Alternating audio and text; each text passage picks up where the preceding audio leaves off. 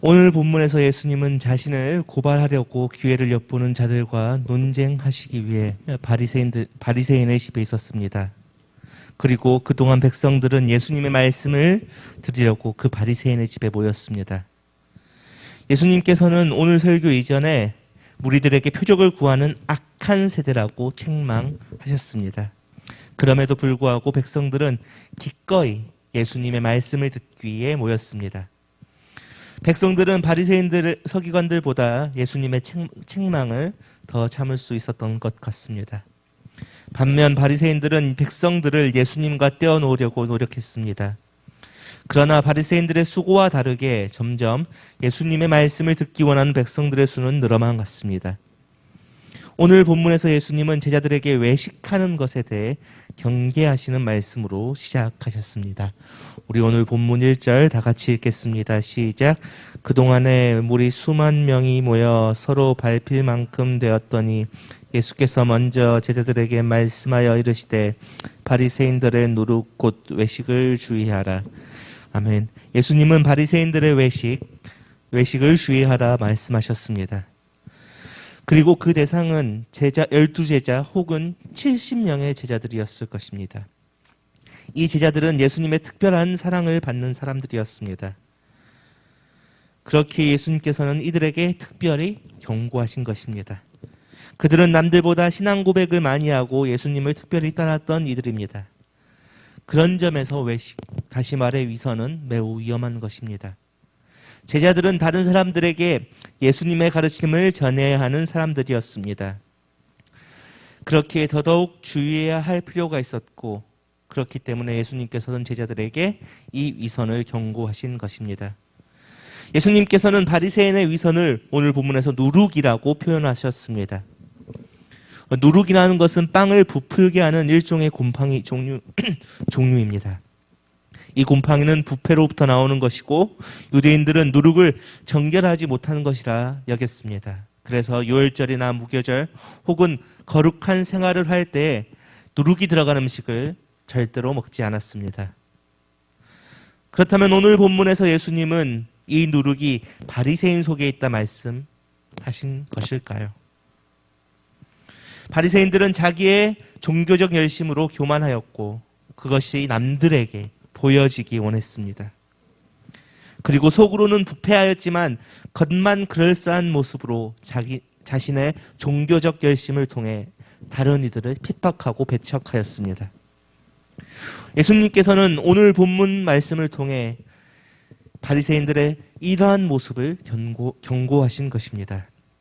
제자들의 종교적 열심으로 겉으로 보여지는 것으로 신앙생활하지 말고 경건하고 거룩한 모습을 유지하고 바리새인들처럼 종교적 열심을 서로 비교하지 말고 배척하지 말라고 하신 것입니다.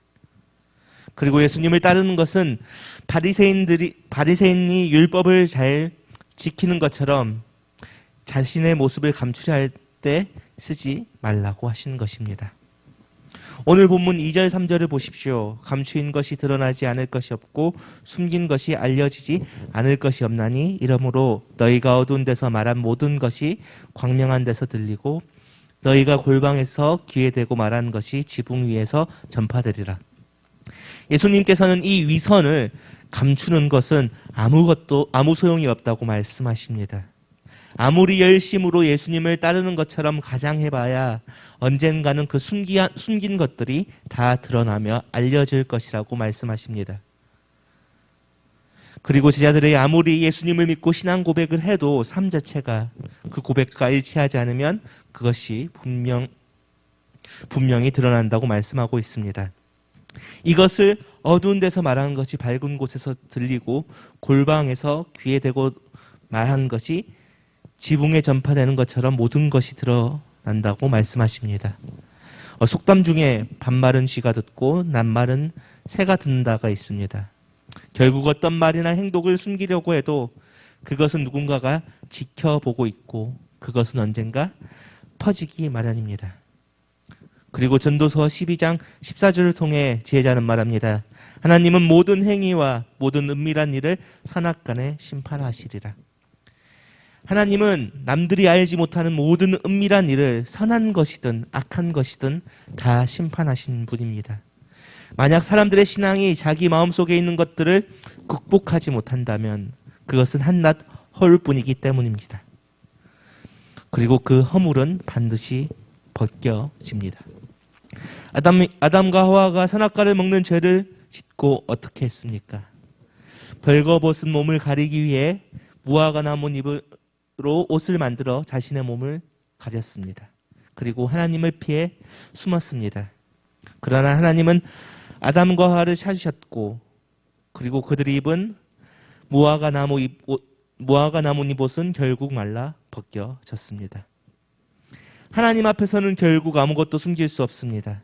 하나님은 모든 것을 알고 계시기 때문입니다. 모든 일은 진실이 드러나기 때문입니다. 그렇기에 우리가 열심으로 신앙생활을 하는 것으로 내 모습을 포장한다고 하더라도 결국 나의 바리새인과 같은 신앙과 삶의 모습이 다른 것은 언젠가는 드러나게 되었습니다. 그렇기에 예수님께서는 경고하신 것입니다. 그러면 우리는 어떻게 해야 합니까? 그렇다면 우리는 어떻게 해야 합니까? 삶과 신앙을 일치시켜야 합니다. 생각과 생활을 일치시켜야 합니다. 우리가 겉으로 열심히 있다고 하더라도 마음으로 내 실생활에서 하나님이 기뻐하지 않는 일을 한다면 그것은 분명히 하나님의 심판을 받을 것입니다. 로마서 2장 16절에 이렇게 기록되어 있습니다. 곧 나의 복음에 이른 바와 같이 하나님이 예수 그리스도로 말미암아 사람들의 은밀한 것을 심판하시는 그날이라. 하나님은 우리의 은밀한 것을 심판하십니다. 그렇기에 우리는 삶과 신앙이 일치되는 것을 추구하며 살아야 합니다. 우리 오늘 본문 4절 5절 함께 읽겠습니다. 시작.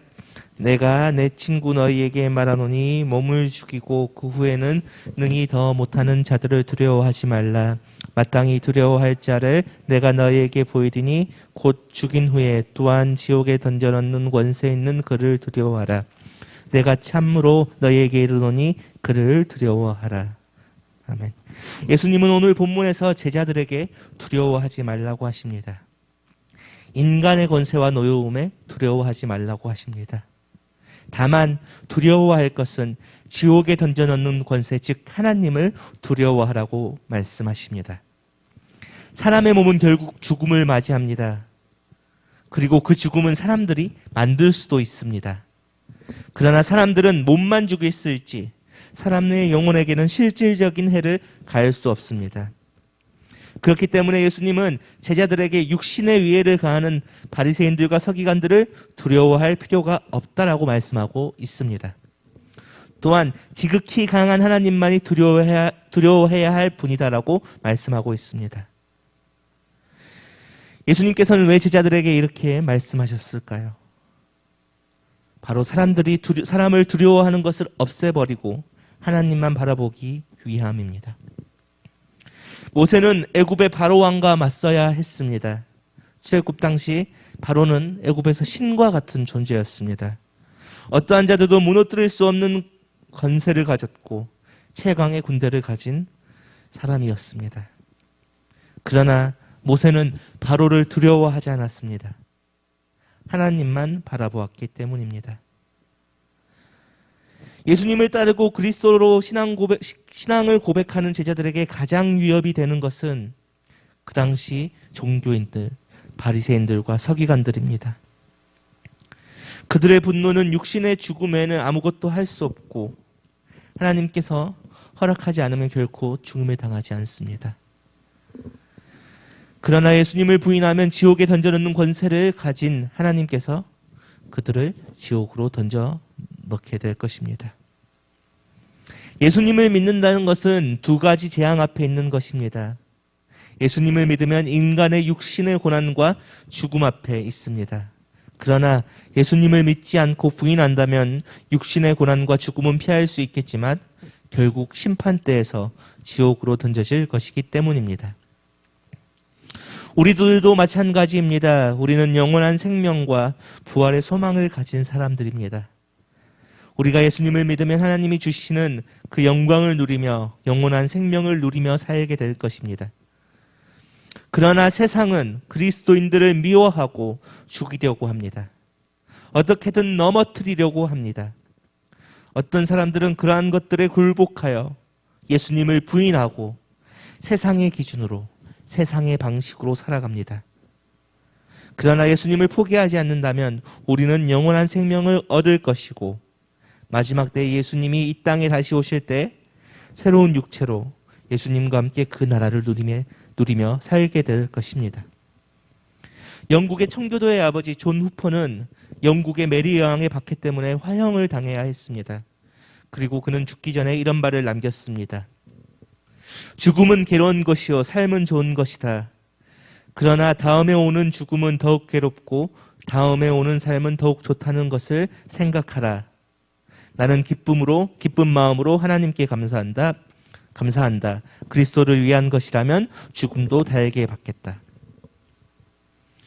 우리는 생명을 아까워해서는 안 됩니다. 그러나 우리가 바라보아야 할 것은 오직 예수님이 주시는 그 영원한 생명을 바라보아야 합니다. 우리 오늘 본문 6절, 7절 다 같이 읽겠습니다. 시작. 참새 5마리가 두 아사리온에 팔리는 것이 아니냐. 그러나 하나님 앞에서는 그 하나도 잊어버리시는 바 되지 아니하는도다. 너희에게는 심지어 머리털까지도 다 세신 바 되었나니 두려워하지 말라. 너희는 참 많은 참새보다 더 귀하니라. 아멘. 예수님은 말씀하십니다. 시장에서 팔리는 하찮은 참새도 하나님께서 기억하시고 인식하고 계신다고 말씀하십니다. 하나님은 하늘에 나는 새를 먹이시고 땅에 나는 풀을 기르시는 분이며 그 죽음까지도 바라보시는 분입니다. 그런데 사람은 어떠하겠습니까? 하나님은 사람을 참새보다 더 귀하게 생각하신다 말씀하십니다. 하나님은 어떤 분이십니까? 사람의 머리털까지 다 세시는 분이다 말씀하십니다. 그렇기에 우리는 하나님을 신뢰하고 나아가야 합니다. 우리가 예수님을 믿는다는 이유로 고난을 당하여도 죽임을 당하고 감옥에 갇혀버리게 되더라도 하나님은 우리의 모든 것을 지켜보시고 보호하여 주십니다. 그러나 우리가 예수님을 부인한다면 어떻게 되겠습니까? 오늘 본문 8절 9절은 말합니다. 내가 또한 너희에게 말하노니 누구든지 사람 앞에서 나를 시인하면 인자도 하나님의 사자들 앞에서 그를 시인할 것이요 사람 앞에서 나를 부인하는 자는 하나님의 사자들 앞에서 부인을 당하리라. 예수님을 시인하는 자는 예수님께서 하나님 앞에 시인하여 주실 것이고 예수님을 부인하는 자는 부인당할 것입니다. 예수님을 믿고 시인하는 자는 결국 마지막에 심판에서 구원을 받고 예수님을 믿지 않고 부인하는 자는 결국 버려짐을 당하게 됩니다. 그렇기에 우리는 예수님을 당당히 믿고 시인해야 하는 것입니다. 우리 오늘 본문 11절, 12절을 함께 읽겠습니다. 시작. 사람이 너희를 회당이나 위정자나 권세 있는 자 앞에 끌고 가거든 어떻게 무엇으로 대답하여 무엇으로 말할까 염려하지 말라. 마땅히 할 말을 성령이 곧 그때에 너희에게 가르치시리라 하시니라. 아멘. 오늘 본문 전체의 말씀은 제자들에게 하신 말씀입니다. 그리고 오늘 본문의 마지막에는 마지막에서 예수님은 제자들에게 끌려가고 고난을 받더라도 당당하게 그들 앞에 서라고 말씀하고 있습니다. 그럴 때 성령께서 역사하셔서 그 앞에서 할 말을 알게 해 주신다고 말씀하십니다. 우리들도 마찬가지입니다. 우리도 예수님의 부르심을 받은 자들입니다. 그리고 복음을 제자들처럼 전해야 하는 자들입니다. 그러나 우리가 남 앞에 섰을 때 복음을 전하지 않고 예수님을 부인한다면 그것은 성령을 회방하는 죄가 될 것입니다. 하지만 우리가 복음을 당당히 전한다면 그리고 그리스도인으로서 삶을 살아간다면 성령님께서 우리 입술 가운데 역사하셔서 그들 앞에서 할 말을 알려주실 것입니다. 말씀을 마무리하겠습니다. 오늘 본문에서 예수님은 제자들에게 어떻게 살 것인지 말씀해 주십니다. 예수님은 말씀하십니다. 그리스도인은 바리새인들처럼 위선자의 삶을 살지 않고 어떠한 고난도 두려워하지 않으며 하나님만 바라보며 보호하시는 하나님을 의지하며 예수님만을 시인하며 그 복음을 전할 때 성령을 통해 역사하여 주신다 말씀하십니다. 우리도 마찬가지입니다. 우리도 그리스도인으로서 삶과 신앙을 일치해야 합니다. 그리고 그 삶 속에서 세상의 고난을 두려워하지 않으며 우리를 보호하시는 하나님을 바라보며 예수님을 시인하며 복음을 전할 때에 성령께서는 우리 인생에 역사하셔서 하나님의 놀라운 일을 보여주실 것입니다.